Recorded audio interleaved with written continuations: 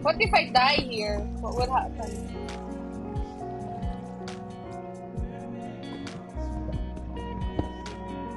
May mga ganda pa rin talagang mga server sa Minecraft, no? Balik. And so, outdated. Outdated. I'm not even playing Minecraft anymore. So, ano nga? Paano pag namatay ako dito? If I die here? Oo, wala itong mga gamit ko. So, kailangan ko talaga siyang i-ano, no? Secure. Ay, Stibal. You're killing me. No! I just said I'm not gonna... That is so...